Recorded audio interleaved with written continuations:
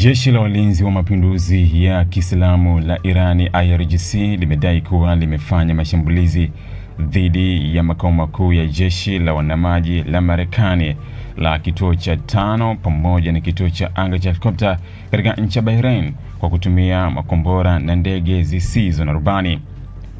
Kwa mujibu wa taarifa ya IRGC, mashambulizi hayo yalikuwa ni jibu la kile Irani ilichokiita shambulio la Marekani dhidi ya mnara wa mawasiliano ulioko kusini mwa kisiwa cha Qassim, eneo muhimu lililopo karibu na mlango bahari wa Hormuz. Iran imeendelea kusisitiza kuwa hatua hiyo ilikuwa sehemu ya operesheni ya kujibu kile ilichodai kuwa ni uchokozi wa moja kwa moja kutoka Marekani.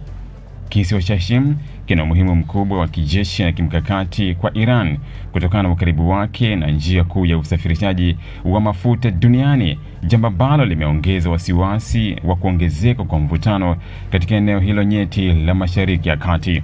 Hata hivyo, upande wa Marekani umepinga madai ya mafanikio ya mashambulizi hayo. Kwa mujibu wa taarifa kutoka kamandi kuu ya jeshi la Marekani Mashariki ya Kati CENTCOM, makombora mawili ya Irani yaliyolenga kuelekea Kuwait hayakufanikiwa kufika kwenye malengo yake, huku yakielezwa kuwa ama yalianguka kabla ya kufika au yaliharibika njiani. Aidha, makombora mengine matatu yaliyolengwa kuelekea Bahrain yalidunguliwa na vikosi vya pamoja vya Marekani na Bahrain kabla hajafikia maeneo yaliyokusudiwa. CENTCOM imeongeza kuwa Iran pia ilirusha makombora ya ballistic kuelekea baadhi ya nchi jirani katika ukanda huo, lakini hakuna hata mmoja lililofanikiwa kupiga shabaha yake. Jeshi la Marekani limesema mifumo yake ya ulinzi wa anga pamoja na ushirikiano wa kijeshi wa washirika wake katika eneo hilo ulifanikiwa kuzuia vitisho hivyo kwa wakati. Katika hatua nyingine, Marekani imethibitisha kuwa vikosi vyake vilifanya mashambulizi katika kisiwa cha Qassim kufuatia kile ilichosema kuwa ni majaribio ya Irani kushambulia maslahi ya Marekani katika eneo hilo.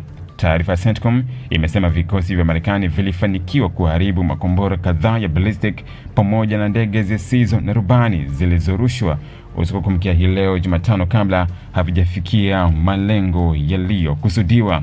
Maafisa wa kijeshi wa Marekani pia walisisitiza kuwa hakuna mwanajeshi yeyote wa Marekani aliyejeruhiwa au kuuawa katika tukio hilo. Mvutano huu mpya unakuja katika kipindi ambacho kulikuwa na matumaini ya kupungua kwa mapigano baada ya juhudi za kidiplomasia na makubaliano ya kusitisha mapigano katika baadhi ya maeneo ya mgogoro wa Mashariki ya Kati.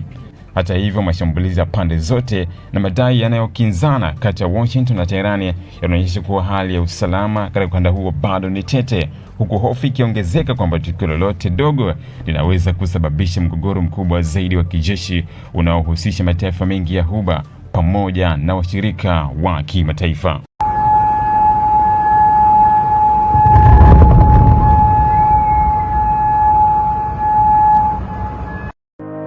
Ili kuwa mwanafamilia bora wa Global TV, usisahau kusubscribe, like, kushare na kucomment.